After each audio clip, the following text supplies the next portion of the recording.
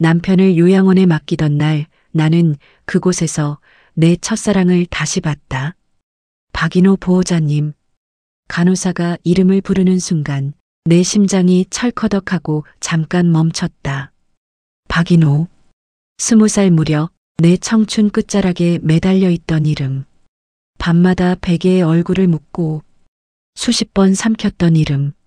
그 이름이 치매 요양원 복도에서 아무렇지 않게 울려 퍼지고 있었다. 보호자분, 여기 의자에 잠깐 앉으세요. 간호사가 내 팔을 이끌었지만 나는 엉뚱한 쪽을 바라보고 있었다. 설마 동명이인이겠지. 설마 그 사람이겠어? 다 늙은 나이에. 복도 끝 창가 옆 한 남자가 서 있었다. 머리카락은 거의 휘어졌고 어깨는 조금 굽었지만 등뼈에 서 있는 자세, 손을 쓸어 올리는 버릇까지 이상하게 눈에 익었다. 20살 여름 버스 정류장 가로등 밑에서 언제나 먼저 나와 서 있던 그 뒷모습. 나는 숨을 죽인 채 그를 뚫어지게 바라봤다. 그 앞에는 휠체어 한 대가 있었다. 머리가 많이 빠진 노인이 목을 앞으로 떨군 채 입을 조금 벌리고 앉아 있었다. 그 남자가 허리를 굽히며 말했다. 아버지, 여기 발 조심. 그래요, 천천히요. 내가 옆에 있어요. 목소리, 말끝이 살짝 올라가는 버릇. 웃을 때 한쪽 입꼬리만 먼저 올라가는 습관. 나는 본능적으로 입술이 먼저 움직였다. 인호 씨, 귓속으로만 흘려보낸 소리라. 다행히 아무도 듣지 못했다. 간호사가 내 팔을 살짝 흔들었다. 김순애 보호자님, 남편분이랑 이쪽에 앉으셔야 돼요. 그제야 정신이 돌아왔다. 내 옆에는 초점 흐린 눈으로 주변을 둘러보는 남편 최만수가 서 있었다. 여긴 어디라고 그랬지, 순애야? 남편이 내 소매를 슬쩍 잡았다. 여기 좋은 데야, 여보. 치료도 받고 사람들도 있고 우리 둘 다 조금은 살자고. 응? 입으로는 좋은 곳이라 말했지만 내 속마음은 끝없이 죄를 짓는 기분이었다. 요즘 만수 씨는 밤마다 문을 열고 나가려 했다. 나 오늘 야간 근무야, 공장 가야지. 지각하면 반장한테 혼나. 이미 사라진 공장, 10년 전에 문 닫은 그 직장으로 맨발에 슬리퍼를 신고 나가려는 사람을 나는 새벽마다 붙잡았다. 여보, 공장 문 닫은 지 오래됐어요. 반장님도 사장님도 다 돌아가셨어요. 그 말을 할 때마다 만수 씨 얼굴이 아이처럼 구겨졌다. 그래, 내가 또 그랬어? 치매라는 병은 기억만 가져가는 게 아니었다. 한 사람의 체면, 자존심, 나라는 모양까지 서서히 뜯어먹는 병이었다. 나는 그 과정을 너무 가까운 거리에서 하루하루 보고 있었다. 의사가 차트를 넘기며 말했다. 보호자분, 이제는 집에서 혼자 모시기엔 한계가 있으세요. 이제 간병인이 아니라 아내로 다시 오신다고 생각해 보세요. 그게 덜 미안하실 겁니다. 아내, 그 단어가 왜 그렇게 먼 사람 이야기처럼 들리던지. 최근 몇 년 동안의 나는 아내가 아니라 24시간 대기 중인 경보장치 같은 존재였다. 가스 잠갔나, 문은 닫았나, 넘어지진 않았나, 길 잃지는 않았나. 하루 종일 머릿속에 불이 꺼지지 않는 긴장 속에서 나는 내가 여자라는 사실, 내가 한 사람이라는 사실을 거의 잊어버리고 살았다. 입소 서류 맨 마지막 칸. 보호자의 상태 및 건강. 나는 한참을 빈칸만 바라보다가 볼펜으로 적었다. 무직, 허리디스크, 고혈압, 지속적인 간병으로 인한 불면, 우울 증상. 쓰고 나니 눈물이 핑 돌았다. 마치 내가 내 이름으로 환자 차트를 쓰는 것처럼 느껴졌다. 어머니, 여기 도장 한 번만 찍어주시면 돼요. 도장을 꺼내려 가방을 열며 나는 잠시 멈칫했다. 이 도장을 찍는 순간 나는 이 집에서 남편을 내보내는 거다. 최만수 장기요양 입소라는 글자 아래 빨간 도장이 선명하게 찍혔다. 볼펜으로 내 가슴에 찍힌 것처럼 아팠다. 힘드시면 복도에서 잠깐 바람 쐬고 오셔도 돼요. 나는 고개만 까딱하고 천천히 복도로 걸어 나왔다. 복도 끝. 아까 그 남자가 여전히 아버지의 목도리를 고쳐 매고 있었다. 아버지, 저 인호예요. 기억나세요? 막내 아들. 노인이 희미하게 웃었다. 인호야, 우리 집엔 언제 가냐? 조금만 더 있다가요. 여기서 밥도 드시고 주사도 맞고 그 다음에 같이 가요. 거짓말이면서 진심이기도 한 말. 나도 만수 씨에게 수없이 했던 말이었다. 여보, 여기 잠깐 있다가 좀 좋아지면 집에 다시 가요. 우리 집 그때 그대로 있어요. 물론 그 집이 예전 그 집은 아니라는 걸 우리 둘 다 알고 있었지만 나는 둘 사이를 지나가려다가 그만 그 남자와 눈이 마주치고 말았다. 검은 눈동자, 예전처럼 맑지는 않았지만 여전히 낯익은 무늬가 담겨 있었다. 그의 눈이 조금씩 커졌다. 저 실례지만 그가 먼저 입을 열었다. 혹시 순애냐? 나는 아무 준비도 안 된 상태에서 그 이름을 들었다. 20살 여름 끝자락 마을 어귀에서 순애야 하고 나를 부르던 그 목소리와 겹쳐 들렸다. 인호 씨. 나도 반사적으로 그의 이름을 불렀다. 그의 얼굴 위로 놀람, 반가움, 미안함, 그리고 말로 다하지 못한 감정들이 한꺼번에 스치고 지나갔다. 진짜 김순애야? 우리는 한참 동안 말을 잇지 못했다. 50년 넘게 끊겼던 시간이 요양원 복도 한가운데에 우두커니 서서 우리를 내려다보고 있었다. 그때 복도 반대편에서 간호사가 소리쳤다. 김순애 보호자님, 남편분 요양실 들어가십니다. 지금 같이 들어오셔야 해요. 나는 깜짝 놀라 고개를 돌렸다. 만수 씨가 간호사에 이끌려 느릿느릿 요양실로 들어가고 있었다. 순애야. 남편이 나를 찾는 목소리를 냈다. 나는 남편을 향해 한 걸음 내디뎠다가 다시 뒤를 돌아봤다. 박인호 내 첫사랑. 지금은 치매 노인 박용근 씨의 아들로 서 있는 남자. 한쪽에는 남편의 마지막을 지켜야 하는 아내인 나. 다른 한쪽에는 첫사랑의 아버지를 돌보는 누군가의 아들이 된 옛 연인. 이른이 된 지금 나는 또다시 두 갈래 길 앞에 서 있었다. 20살 때처럼 누가 대신 골라주지도 누굴 탓할 수도 없는 자리. 나는 마른 침을 꿀꺽 삼키고 먼저 남편 쪽으로 걸어갔다. 하지만 어깨 너머로 느껴지는 박인호의 시선은 끝까지 내 등을 따라붙고 있었다. 요양원 첫날 남편을 방에 눕히고 침대 난간을 올려둔 뒤 나는 의자에 멍하니 앉아 있었다. 보호자분, 오늘은 여기까지만 하셔도 돼요. 간호사가 말했다.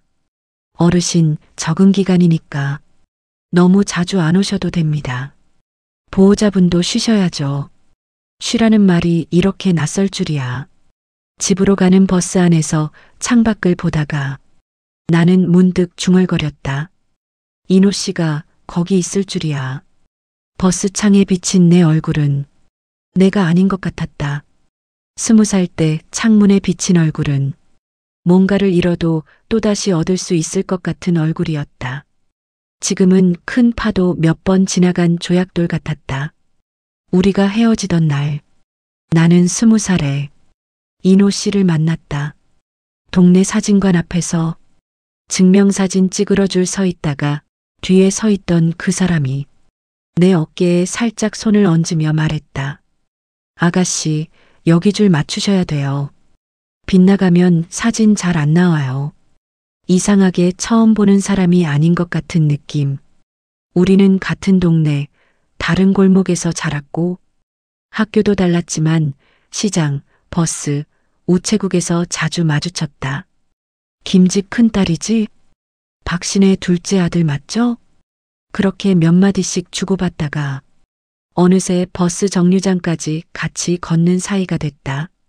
인호 씨는 늘 웃으면서도 왠지 눈동자 깊은 데가 조금은 쓸쓸해 보이는 사람이었다. 나는 집안이 좀 복잡해. 아버지가 사업 망하신 뒤로 집안 분위기가 영. 그는 늘 아버지 이야기를 할 때 목소리가 작아졌다. 나는 그의 옆에서 그래도 괜찮다고 같이 버티면 된다고 말해주고 싶었다. 그러던 어느 날 그가 말했다. 순애야, 우리 결혼할까? 그 말이 나왔던 날 나는 집에 돌아와 한참을 방바닥에 엎드려 울었다. 좋아서 울었고 두려워서 울었다. 엄마는 아버지 몰래 내 방 문을 열고 담담히 한마디 했다. 박신의 아들은 안 된다. 집안이 시끄러운 집이야. 너까지 거기 들어가면 평생 고생한다. 엄마, 인호 씨 사람은 좋아. 사람만 보고 살 수 있는 줄 아니?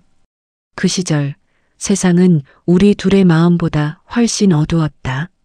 아버지는 더 단호했다. 그 집은 안 된다. 사업 한 번 망한 집은 두 번, 세 번 휘청거린다. 너 인생까지 거기에 같이 묻을 거냐. 결국 우리는 헤어졌다. 정확히 말하면 내가 그의 손을 놨다. 미안해, 인호 씨. 나는 부모님 거역할 용기가 없어. 인호 씨는 오랫동안 아무 말도 하지 않았다. 그러다 마지막에 이렇게 말했었다. 그래도 나한테 한 번쯤은 끝까지 와줄 줄 알았는데. 그 말을 끝으로 우리는 끊어졌다. 그리고 몇 해 뒤 나는 지금의 남편 최만수 씨를 만났다. 만수 씨와의 삶은 말수가 적고 성실한 사람이었다. 제가 돈은 많지는 않은데요. 한 번 맡기면 끝까지 지키는 건 자신 있습니다. 프로포즈인지 각서인지 모를 그 말에 나는 묘하게 안심이 됐다. 좋아요. 나도 화려한 삶은 바라지 않아요. 그냥 같이 늙어갈 사람 하나면 돼요. 우리는 공장 앞 월세방에서 시작해 아이 둘을 키웠다. 큰아들 최경수, 딸 최영희. 돈이 없어 아이 입혀보낸 교복이 헌 것이라고 싸우기도 했다. 만수 씨는 퇴근할 때마다 편의점에서 작은 우유라도 하나씩 사들고 왔다. 순애야, 오늘도 수고했다. 이거 먹고 힘내. 그렇게 우리는 싸우기도 하고 웃기도 하면서 30년을 함께 살았다. 미워도 이혼을 생각한 적은 없었다. 다만 언젠가부터 남편이 아니라 돌봐야 할 사람으로 바뀌었을 뿐이다. 다음 날 나는 다시 요양원에 갔다. 문 앞에서 심호흡을 2번 했다. 그래, 남편 보러 온 거다. 다른 건 생각하지 말자. 하지만 요양원 문을 여는 순간 내 눈은 자연스럽게 복도 끝 창가를 먼저 찾고 있었다. 알고 싶지 않아도 알 수밖에 없는 사실. 나는 이미 다시 흔들리고 있다. 요양원 복도 한쪽엔 작은 자판기와 소파 몇 개가 놓인 휴게 공간이 있었다. 그날도 남편을 재활실까지 데려다 준 뒤 나는 잠깐 허리를 펴러 휴게실에 내려갔다. 그곳에 이미 누군가 앉아 있었다. 여기도 여전히 커피 맛은 그때 그 맛이네. 종이컵을 들고 창밖을 보며 서 있는 남자. 인호 씨. 그가 돌아봤다. 순애야. 50년 만에 서로를 이름으로 부르는 게 이렇게 어색하고도 이렇게 자연스러울 줄은 몰랐다. 여기 자주 와? 그가 먼저 물었다. 응 뭐. 자주. 이젠 집보다 여기 있는 시간이 더 긴 것 같아. 나도 그래. 아버지 여기 모셔놓고 나니까 집에 가도 허전해서 괜히 또 와서 복도만 서성거리고 그래. 우리는 한동안 말없이 커피를 마셨다. 종이컵 안 뜨거운 물이 점점 미지근해졌을 때쯤 그가 조심스레 말했다. 그땐 미안했다. 뭐가? 내가 되물었다. 너 붙잡지 못한 거, 끝까지 싸우지도 못하고 그냥 헤어진 거. 나는 살짝 웃었다. 나도야. 그때의 나는 내 인생을 한 번도 내 마음대로 해본 적이 없었거든. 엄마 말, 아버지 말, 동네 눈치, 친척들 눈치. 지금은 그가 내 얼굴을 바라봤다. 이른이 돼서야 처음으로 내 마음을 들여다보고 있는 중이야. 말하고 나니 괜히 울컥했다. 그렇게 우리는 요양원에서 가끔 마주치면 마치 오래된 동네 친구처럼 커피를 한 잔씩 나눠 마시곤 했다. 순애야, 요즘 허리는 좀 어때? 아직 쓸만해. 너 허리는? 나는 관절이 더 문제야. 계단 오르내릴 때마다 욕 나와. 별거 아닌 대화들, 그런데 이상하게 집에 가면 그 짧은 대화들이 하루 종일 머릿속에서 맴돌았다. 문제는 그 모습을 우리 딸 영희가 보게 된 날이었다. 영희는 맞벌이 하느라 자주 오진 못했지만 가끔 시간을 내어 요양원에 들렀다. 엄마, 나 오늘 오후에 시간 나서 아버지 보러 요양원 갈게. 그날 마침 나도 요양원에 가 있던 날이었다. 남편을 낮잠 재워놓고 나는 복도에서 인호 씨와 커피를 한 잔 마시고 있었다. 그때 엘리베이터 문이 열리더니 영희가 걸어 나오다가 딱 우리 모습을 보게 됐다. 나는 등줄기에 식은땀이 흘렀다. 엄마, 영희의 얼굴이 굳었다. 영희 왔어? 나는 아무렇지 않은 척 웃었다. 이쪽은 옛날 동네 사람. 여기 아버님 모시고 계셔. 박인호는 상황을 대충 눈치챘는지 바로 자리에서 일어나 고개를 숙였다. 안녕하세요. 어머님이랑 오래 알고 지낸 사람입니다. 저희 아버지도 이곳에 계셔서. 하지만 영희의 눈길은 그에게 가 있지 않았다. 오로지 내 얼굴에 꽂혀 있었다. 집에 돌아가자마자 영희는 폭발했다. 엄마, 지금 뭐 하시는 거야? 뭐가? 알면서도 되물었다. 아버지 요양원에 모셔다 놓고 거기서 다른 남자 만나서 웃고 떠들고 이게 말이 돼? 영희의 목소리는 떨리고 있었다. 분노인지 실망인지 당혹인지 알 수 없는 감정들이 섞여 있었다. 너 엄마가 뭐 하는 모습 봤는데? 내 목소리도 조금씩 높아졌다. 나이도 70이 넘어서 이 나이에 무슨 사랑 타령이야? 그냥 조용히 계시면 안 돼요? 그 말 한 줄이 가슴에 쿡 박혔다. 이 나이에 무슨 사랑이냐? 그래, 어쩌면 세상은 내게 그런 권리를 이미 빼앗아 갔는지도 모르겠다. 영희야, 나는 최대한 침착하게 말했다. 엄마가 무슨 짓을 한 것도 아니고 그냥 오래된 사람하고 커피 한 잔 마신 거야. 엄마 눈빛 내가 몰라? 나도 여자야. 엄마 표정 나 처음 봤어. 요즘 집에 와서 혼자 웃는 것도 다 봤고 나는 더 이상 아무 말도 할 수 없었다. 아버지 계신 요양원에서 그런 감정 가지는 거 그건 아니지 않아? 엄마 아버지한테 너무한 거 아니야? 영희는 그렇게 말하고 방으로 들어가 문을 닫아버렸다. 문이 닫히는 소리를 듣는 순간 나는 깨달았다. 내가 사랑을 다시 느끼고 있다는 사실보다 그 사랑이 죄처럼 보이는 나이가 됐다는 사실이 더 견디기 힘들었다.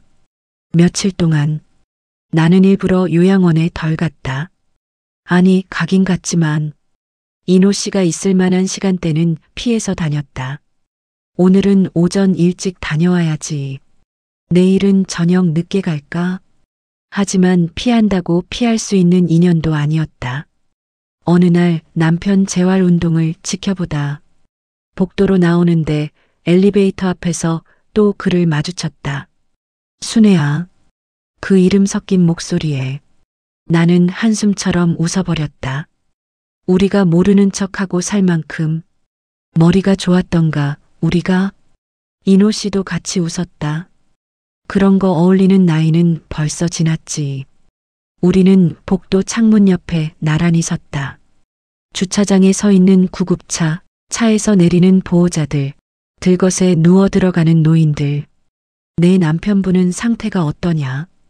인호 씨가 물었다. 많이 나빠졌어. 이제는 내가 누군지도 헷갈리는 날이 더 많아. 그 말은 힘들다는 말이냐? 아니면 조금 놓이겠다는 말이냐? 나는 잠시 침묵했다. 둘 다야. 솔직하게 말했다. 미안하지만 조금 놓여서 숨 좀 쉬고 싶은 마음도 있어. 난 그 말 이해해. 그가 고개를 끄덕였다. 우리 아버지도 여기 오기 전에는 집에서 어머니를 때리기도 했거든. 치매 오고 난 뒤로는 그때 기억도 못 하셔. 그래서 더 마음이 복잡하지. 그의 손이 창틀 위에서 살짝 떨렸다. 순애야. 그가 조용히 말했다. 솔직히 말해도 돼? 나는 내가 여기 있는 게 좋다. 나는 그 말을 듣고 바로 답하지 못했다. 좋다. 그 한 단어가 왜 이렇게 가슴을 쥐어짜는지. 근데 말이야, 인호 씨. 내가 먼저 입을 열었다. 우리 지금 뭘 할 수 있는 나이일까? 사랑. 그가 짧게 말했다. 사랑은 나이로 재는 거 아니라고. 내가 옛날에 그랬잖아. 나는 깜짝 놀라서 그를 쳐다봤다. 내가 그랬어? 그래, 20살 때. 우리가 처음 손잡고 걸어가던 날. 내가 그랬어. 사람 마음이 늙는 게 제일 불쌍한 거라고. 그렇게 말하는 그의 얼굴이 순간 20살 때와 겹쳐 보였다. 나는 손등으로 눈가를 꾹 눌렀다. 근데 말이야, 인호 씨.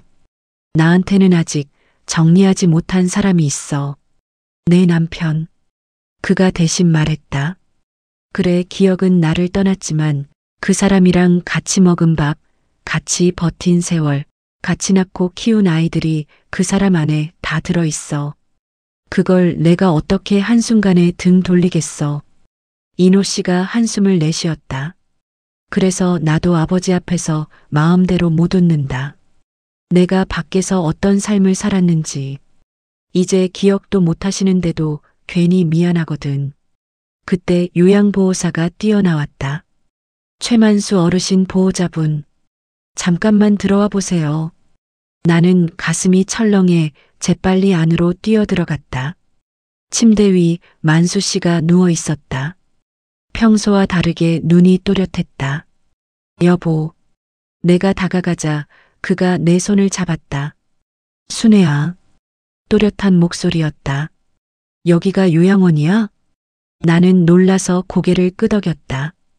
응, 여보, 내가 좀 민폐지? 그가 허허 웃었다. 내가 요즘 많이 이상하지? 나는 더 이상 버티지 못하고 울음이 터졌다. 아니야. 우리 둘 다 여기까지 잘 온 거야. 순애야. 만수 씨가 천천히 말을 이었다. 너 요즘 웃는 날이 늘었더라. 나는 숨이 멎는 줄 알았다. 집에 있을 땐 맨날 찌푸리고 나 붙들고 울고 그랬는데 요샌 조금 얼굴이 펴졌어. 그가 힘들게 숨을 고르며 말했다. 그러니까 미안하다고, 고맙다고. 그 말 좀 하고 싶었어. 나는 그의 손을 꼭 잡았다. 여보, 그런 소리 하지 마. 혹시 말이야. 그가 갑자기 진지한 얼굴이 되었다. 나 없어도 너 조금은 웃으면서 살 수 있냐? 그 질문이 마치 칼처럼 가슴을 헤집고 들어왔다. 나는 거짓말을 할까? 솔직하게 말할까? 한참을 망설였다. 그러다가 조용히 말했다. 응, 그럴 수 있을 것 같아. 누가 뭐라 해도 이제는 조금 나 생각하면서 살고 싶어. 만수 씨가 희미하게 웃었다. 잘 됐다. 그리고는 눈을 감았다. 그날 이후로 그는 다시 조금씩 멀어져 갔다. 잠깐 또렷했던 그 순간은 마치 꿈처럼 다시 흐릿해졌다. 나는 집으로 돌아와 밤새 잠을 이루지 못했다.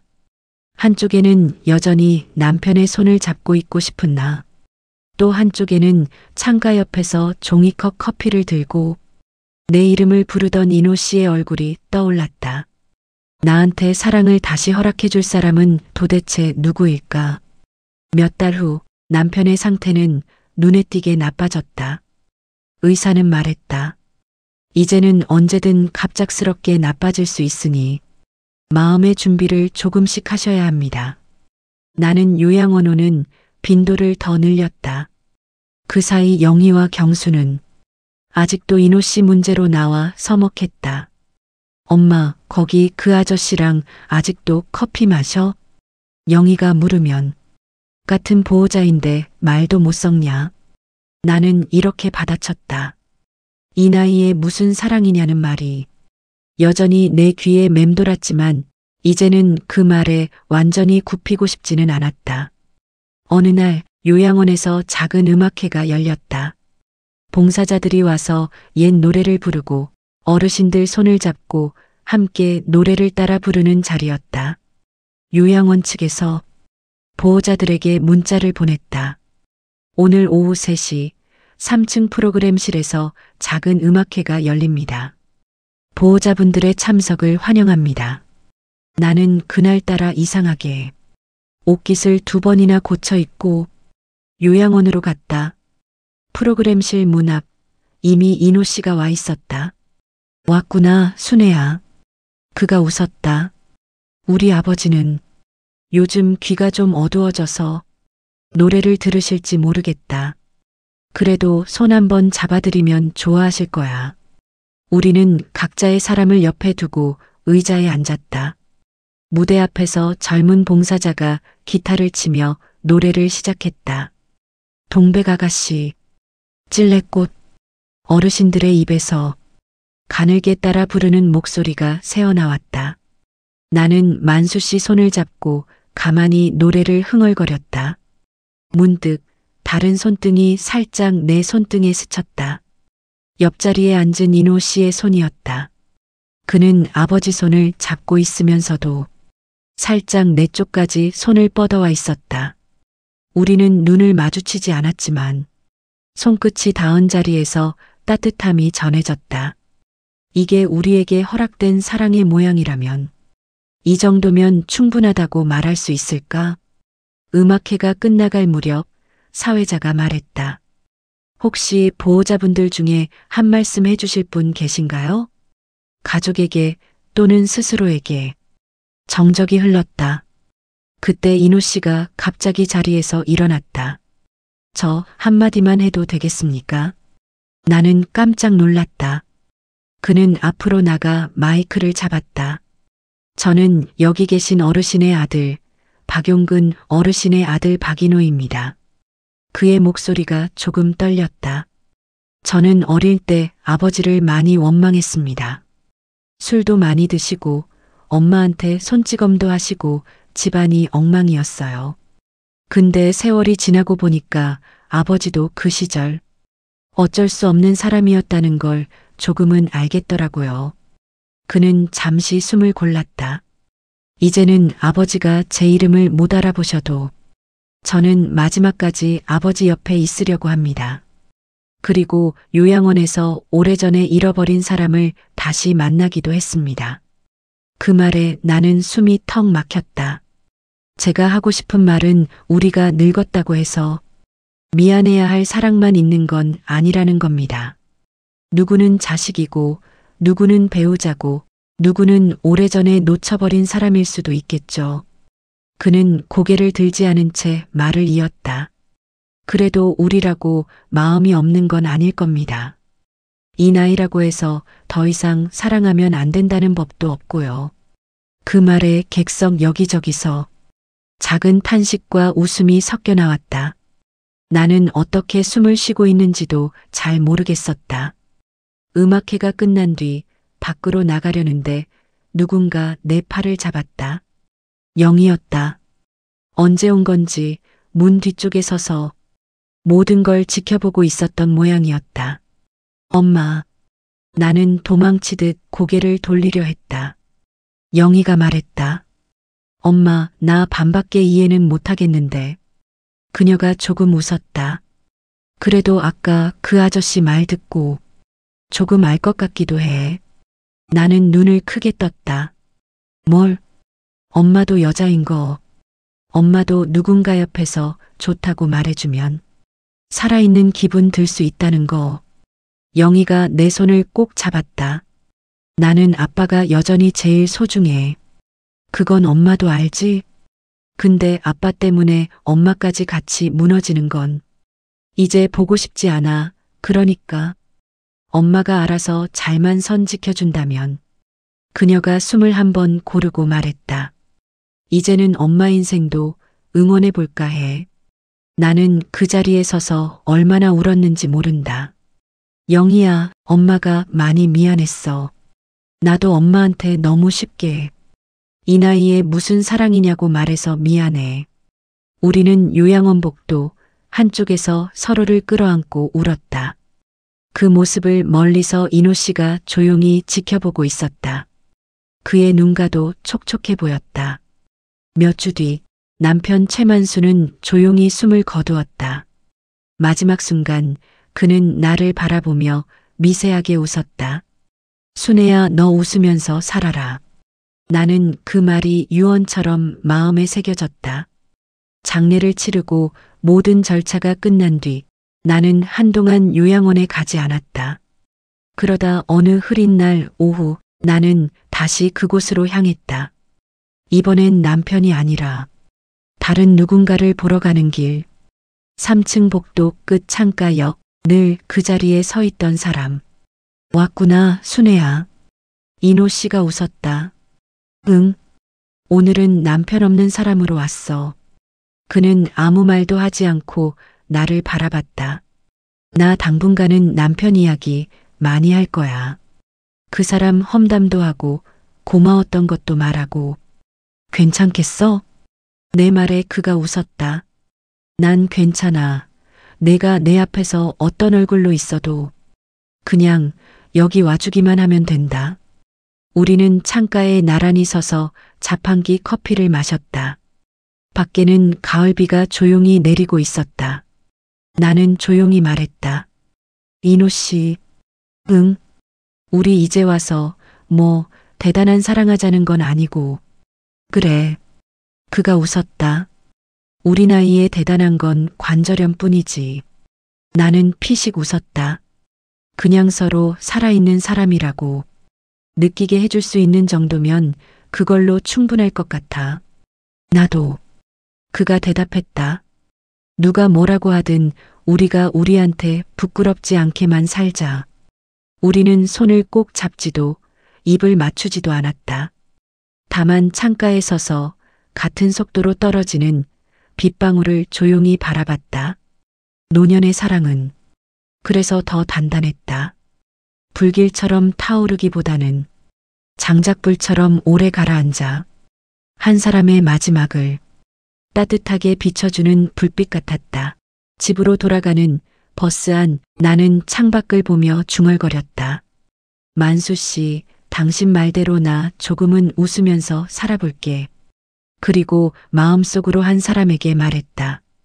인호 씨, 우리 너무 늦게 다시 만났지만 그래도 사라지기 전에 한 번은 내 마음을 선택해보게 해줘서 고마워요. 버스 창에 비친 내 얼굴이 예전보다 조금 덜 지쳐 보였다. 이른이 넘어서야 겨우 도착한 사랑. 그래도 늦게라도 도착한 편지가 아예 오지 않는 것보다는 얼마나 다행인가. 나는 가방 속 휴대폰을 꺼내 요양원 번호를 저장했다. 이름칸에 천천히 적었다. 박인호 요양원 창가에서 만난 사람. 그리고 살며시 웃었다. 이제야 내 인생의 마지막 장이 비로소 내 이름으로 써지기 시작한 것 같았다.